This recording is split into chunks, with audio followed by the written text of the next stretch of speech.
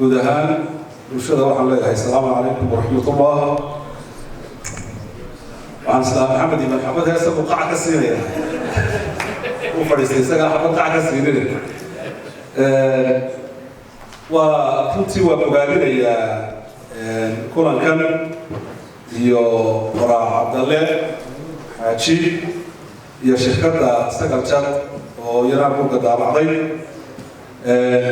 cabdalle maaha buuggii koowaad oo qore ee mugaabara uu qoray anigana xusuus gaara buu leeyahay oo barnaamijyadii Jabuuti waa raggii iga qabtay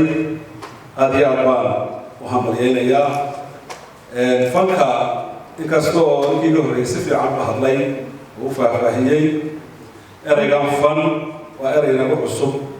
oo aan ahayn marka loo eego sooyaalkeennii waa eray carabi ah laakiin inagu soomaaliga ayaa dhaqameed baynu lahayn ayaa dhaqameedkii baad moodaa in laga dheegayna fankan casriga ah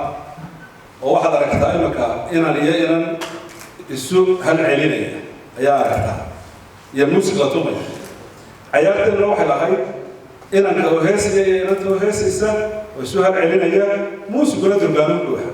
durbaabaa la tuman jiray laakiin qoladaa hore waxay qolada dambe kaga fiicnaayeen dee heesa ayagaa samaysan jiray qolada cayaaraha ramiiga iminka labada bayd baa nin baa samaynaya fanku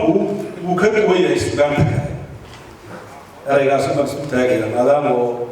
kollayba rag doori hadli doono fanku waa sugaanta qaybta ugu dhibta badan leh ninka qoraalkiisa u badheera waa nin hawl u badheeray waayo fanku wuxuu leeyahay afar marxaladood buu leeyahay heesta la tirinayaa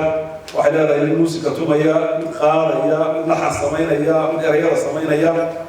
waxay leedahay heestii oo isbedbedelaysa oo marba dad kale qaadaya waxay leedahay maray riwaayad ku jirto waxay leedahay maray kaban tahay maray waxay tahay marka waxay u baahanaysaa baaris ka badan halka anagu gabayga mar baa la sii daayaa laxana uma baahna qof qaadana uma baahna dhoodaan baa wuxuu yidhi dumarkaygu uma baahna iyo daasad loo tumo gabay waad sii deynaysaa laakiin heestan waxay kula maraysaa maraaxilka markaa runtii buuggan oo shirkadu igu deeqday koobi daabacday waxoogaa baan akhriyey wuxuu igu soo kordhiyey deedadaanan aqoonin iyo fanaanan aqoonin hadeerta markii halkan aan fadhiyey baa markii la yidhi safiirkii baa soo galay ayaa nin iga fadhiyey war cabdalla waa safiirkii oo mar haddii fankii iyo sugaantii iyo dhaqankii Jabuuti inoo soo waariyey war isna waa safiir cid kasta ka culuskii marka dad badan oo aanan aqoonin ama heese aan aqaanin laakiin dadkii lahaa aanan u aqoonin imanka tusaale ahaan heesta tidhaahda dabayl caafimaado nuur daalacow mar labaad dib ba ku arkaya waa gabadh marka hore tasir xariifisay ee ninku doonay markii dambe ina jacaylka soo dhintay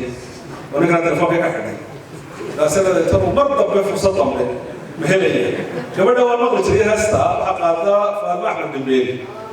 ilaahay u naxariisto laakiin jigjigaa wiiluu leeyahay mana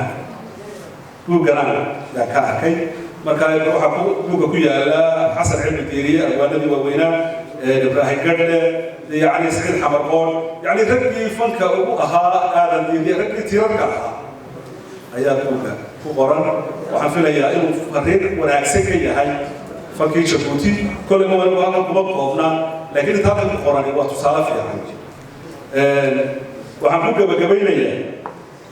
كل ما تذكر كيسان ولا هو حنبو كهلا سجانت هذا عن كهلا بهذا القرآن ومرك الله سهله وابرد العشية مبورو على كاب من اللي هذا كذي ويعني يقدر بعدين تريان بس ما نقيسين شيء مركب بحشة إسهارة نبضاس وأبغى ممكن نرجع الحمام على صفرس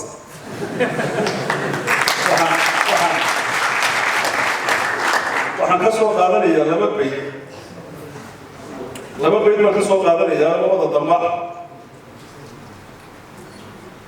يقول بكير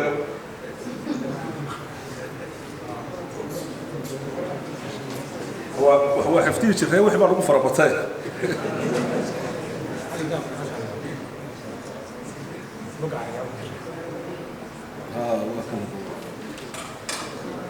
وأكثر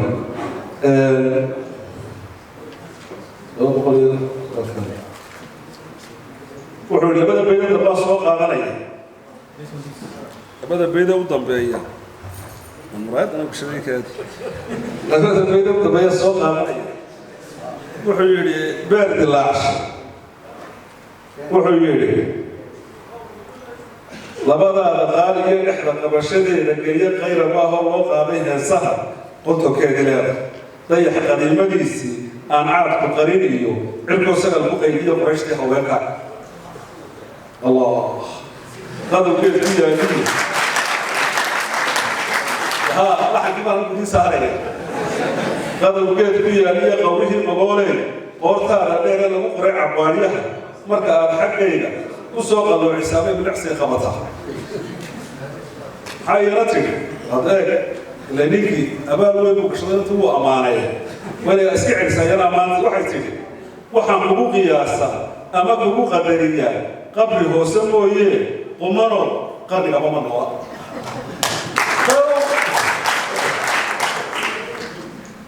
قذف وهب لما هي أمانة أم أوخرة وماذا لقرأت قايات كجاده وحنا هاي قمري اللي لقى قادم ما هي مركز كونو دقاده طلابة أقاده دائما القبض كله قرانسي أجمعي وسشارف لي بيوتي يا سلام إذا سمعتوا السلام عليكم ورحمة الله وبركاته